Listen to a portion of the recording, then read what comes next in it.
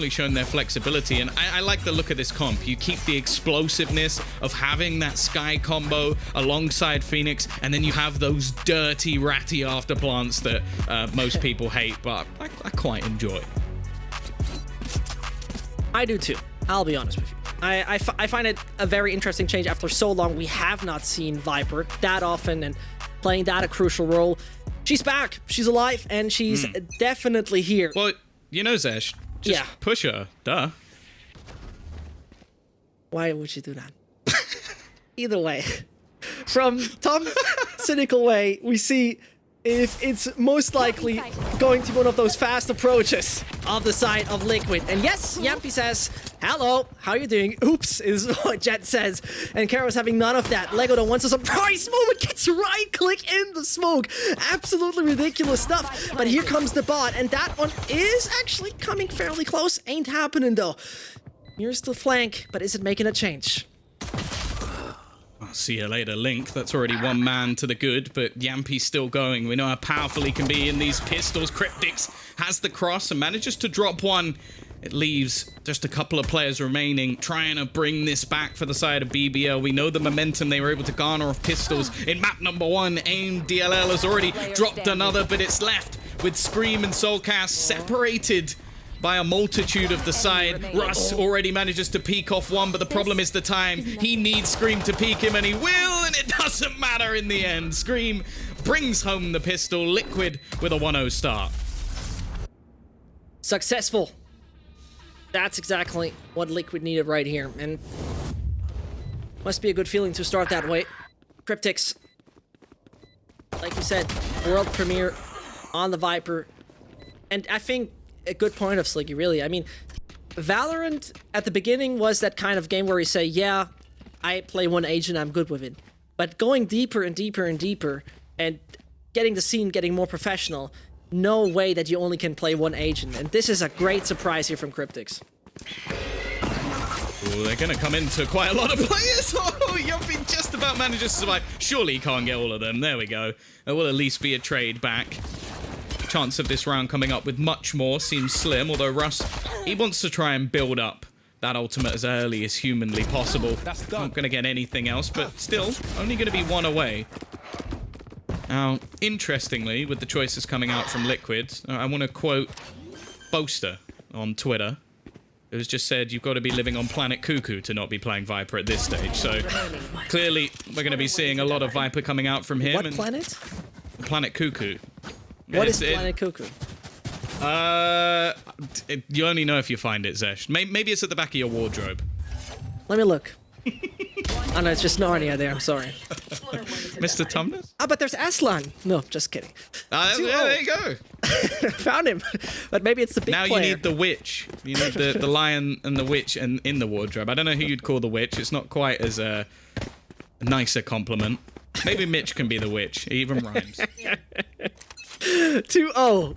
And Liquid is on it to get a fast-paced approach once more on the side of A. It's not the first time we've seen this, and it's just gonna be a matter of seconds until Yampy is dashing on the side. No chance. Man's blind, and Lego doesn't stand a single one. Here is coming. Nothing else than a few blades in your face, but Russ is still alive. The component that was keeping BBL on high ref on Haven wasn't showing too much over there on Ascent. Spikes down, the buy is in right here, Tom. Still going strong. Soulcast finding info. The peak actually gives him that close range battle which he desired, and they need to clear him out of this spot. They know as well that there's gonna be the lineups ready. This is where Cryptix can come into play. Gonna try and pull out the header to maybe deny it, but they're looking to get it halfway at least. This gives Russ a chance in the clutch, and eventually Cryptix is gonna have to go for the peak. He hears the tap back onto the spike, and Russ hits the headshot. Didn't even need to push his opponent. Cryptix came to him, and it will be BBL off the back of this man once more taking their first round. Surprising. I have to say, a little bit surprising, to be honest. Cryptix, I understand why he was swinging that wide, because, you know, if it's last millisecond, you can't just AD and oh wait, he's still defusing, and then just once more swinging wide. It's a tough decision. It's coming down to milliseconds at the end of the day. And a close one. costly one for both parties. Watch and learn. The thing that I like so much, Tom, though, is the ults we see on the side of Liquid are extremely valuable. Viper's Pit, insane. First of all. Scream, I mean, he's running it back every 2 or 3 rounds. That's how it feels like. Then you also have the Brim ult. Those are strong ones. They should know that there's a player in this corner now. Russ only going to be good for 1. He's got Lego alongside him. Actually, he ends up running out of bullets. That's unfortunate. And now Scream's going to come running through. The blast pack trying to throw him off, trying to kill off that ult before he gets anything. Will he find him in the last second? No. And actually, the pushback through from Lego couldn't have been better on the timing. Luckily, Link, Clutch King, has returned once again. Had to avoid the shock dart due to his low HP. And now, more importantly, they're going to go rotating back. But look at DLL. He's so ready for anything that was thrown at him. Scream, 45 seconds zeshed, and a 1v2. You would ask yourself, who else than Scream would you like to have when it comes down to such a clutch? I couldn't name too many players that would be there. Shirley, Zipan, Rhyme, Chow. 30 seconds left. But I would say the list is, first of all, very short. And second of all, there's not many players that are ahead of Scream. 20 more. And that one is ticking and ticking. The darts is not going to spot him. He really got to start sprinting at one point. And as he's now trying to take the spike behind him, AMDLL will come out. Dirty. Really is. I love it. So he not only got the kill on the player running through the teleporter, but he then goes back into the teleporter and just waits inside for when Scream goes for the spike. Intelligent stuff from AimDLL. He's someone we actually talk about in sort of comparisons earlier in the day, where it's like a lot of the time he is going to be making fairly aggressive plays for someone who we normally talk about. It's like, oh, your role is to sit on the site, yada yada, hold the fort. But he is going to be looking to try and make the space, and the play he makes in that round, well, he wins it for them. Now, looking like we might see a bit more aggression out from Kira in this round, at least hunting for information. The dart not going to be shot in time, so it does tell them that Scream is patiently waiting. And by the looks of it, I think they've got a cam to spot if anybody tries to enter out onto the site. This is something that, again, mentioning in the pre-show, BBL like to play retake on this site, but they won't just give you everything for free. They'll give you the initial pieces. You can have the site, but we're holding on to Elbow. Maybe some rounds they'll try and hold on to Hookah. So for Liquid, it's going to be tougher to try and play from those afterplant scenarios. Luckily, this time they do have a fair few pieces of utility, such as the ultimate out from Brimstone. Extremely valuable ult that is very much deciding every sort of outcome. And this is Scream for you. And I mean, this is the Scream type of aim. He doesn't see a thing, but he can identify you due to your tracers, your own fault. But man's blind, that's paranoia for you. Kiro is not making a move, though. Pretty much intimidated by the Belgian. But that is Scream. Again and again and again. He will strike. Adil is not to be stopped, and the aiming machine from Belgium is taken out at one point. Russ still tries. He's on a double. That could make much more. And it could be the third for BBL. He's halving it. But here's the Molly. And that's nasty. But that's exceptionally good. Link, with one piece of utility, is denying it all. So the thing I love about that round is because the Viper's Pit is on the site, you think you're safe. You're like, well, the Viper can't be lining up utility because he's on the site. There's no way he can be setting up. We've just killed the Viper, and then a Molotov lands from Brimstone instead. They've got so much utility, so much counterplay. You know as well that I think he still had the orbital strike available to him if he really wanted to just completely ruin that round. In fact, yeah, you can see it's still there for Link. So there was no way he was ever going to win that. A nice try again from Russ, but it is the lead taken. As said, I think Liquid's attack side of this map was already good, so the changes they've made only makes it all the more exciting. Russ going to be getting aggressive. His teammates lost in response, and, well, I think Liquid are going to be more than happy with the trades. Very valid point, Raven. The thing is, the A side is the absolute favorite of Liquid. Come on, let's go! And we've pretty much seen it. They have adapted their Viper entirely to it. The second wall is now going to be put up. Should be a very easy and safe plant, as though the showstopper's there, and Spike planted. the name of this ultimate speaks for itself. Here comes the first nade, or doesn't it? No. Still waiting for it. And this is where I would see a chance of this ult not necessarily finding frags, but rather denying room. It's a matter of time until he uses it, if he even does so. No, still waits it out. Scream starts, though, the show. 20 HP left on him, and it's still that race alive, but finally is getting eliminated. More to come from Soulcast. Just holding that one angle. Brings him the 4th. Easy peasy. The majority stays alive. Yeah, I think if you look from BBL's perspective there, they already know that Cryptix is set up in afterplants, so the chance of them winning that round was so slim that I think committing the showstopper would have been a fairly big risk, but for now at least, they do a little bit of extra damage. That's going to be all. Liquid looking very strong once again on this attack side, and something that has to be mentioned as well is that although you still don't have the quote-unquote Sentinel, in fact, you definitely don't have one now that Sage has dissipated, I do think Cryptix will be able to make it work on the other side with Viper. There's so many walls that you can put down that instantly lower the HP of your opponent. Now, this from Russ is something I always like to see. As said, he's the king of taking map control, looking for those spots early in the round, but you can just see how patient Liquid are being. Yeah. Just making sure they clear every angle, not really taking too many risks. Now, Aslan will have baited out the fact that he's on the left-hand side. The whole point of that, he peeks, he shoots, and then hopefully the other player goes unchecked. Although, I will say it would be a little bit of an oversight for Liquid if they didn't check that angle.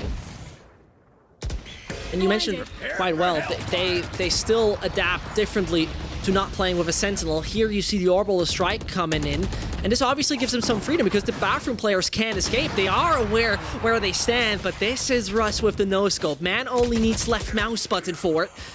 As our Cryptix still shines. Another of no-scope? Nope, make it a quick one. 3 frags found. The quad is just around the corner, but AIM DLL is stealing it. And this is where I think one point has to be worth mentioning about Team Liquid real quick, is that there is like, you can build off of 2 basics with Team Liquid. Either in like the first 30 seconds, you see them swiftly push towards A. You saw the Viper wall coming up, denying anything from Lambs, then it's going to be the dash most likely, that Yampy is then entering the side, Scream is putting up the wall, and then you get the bomb down in form of Link. The alternative is a very slow default, which we saw in the previous round works really well with denying any room for BBL.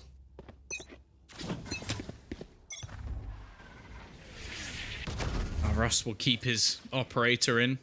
He has still been putting up crazy numbers so far in this matchup. Top fragger in the server, even though they're behind, and Yampy, well, you got to be a little bit scared when this shot comes into play. He'll be pushing forward. AIM DLL already gets one through. His utility catching out Scream, and Yampy trying to make sure that nobody can make the same risky play through the smoke. Instead, Link's caught out by the Hunter's Fury, and they're trying to now use it to catch anybody on the other side, but without the plant down, they're gonna have to try and re-aggress. Luckily, Soulcast has already picked off one. I've got your trail. Didn't spot Jet. That's what it feels like for me. Now he's moving over, and it seems like that judge actually delivered a verdict, bringing it only to 2 more. Russ as well as Kero could very much make the difference, as that close range operator is going to be very interesting to watch. They're running out of time, that's for sure, and out of options as well. 15 more seconds until you get the recon bolt, but if that's even going to be used, that's a different sort of thing. On the other side of the wall, it would have been Yampy, but I think he just got him here through the wall. Soulcast, low HP on site, is not going to be found. He's going to make the change, and Rush will try, but if he's even surviving that, I don't even know. 5,000 credits in his hands. And you either run, and you run fast, or you try to go for the retake, but that ain't happening. Save that thing. Yeah, just to make sure of it, they're going to throw the final snake bite down. I think that's the reason he exits there.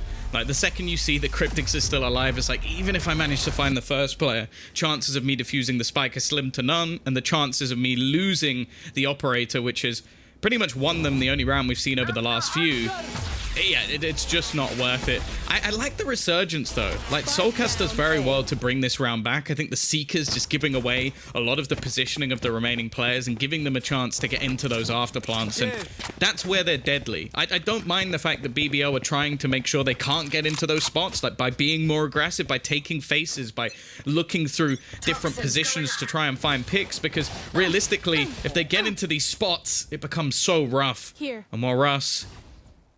That's not the greatest of starts. They're definitely going to know he's here as well, so I would have to say any sort of risk taken. Is Yumpy going to dash this? No, he's actually just going to pick it, and wow. Not going to win that battle.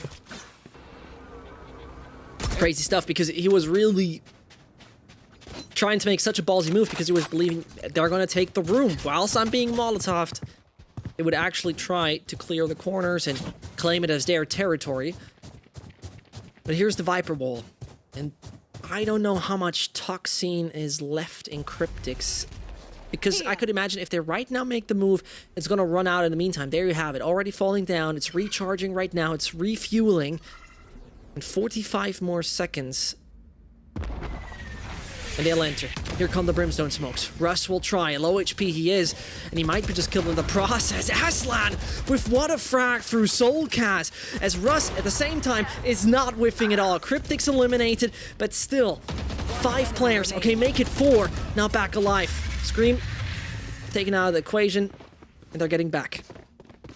A really solid round from BBL. A good rotation after the early pick. I think also the reason Yampy seemed to be so surprised by that peak is because you hear all the damage that was done by the flames. You hear like as they walk across. And the reason is there, what most players would do is they'd peek into the Molotov, not see anything, and then they'd go back. You don't just go forward. You don't continue to push through it. So you can almost wonder why Yampy's go, okay, he's probably on the angle on the left, and then walks out and is just instantly dead. So almost played by just how aggressive Russ was meant to be, but I think that round in particular comes down to Aslan. Now, the way Yumpy's been playing the shotgun so far is basically his job is to make sure that nobody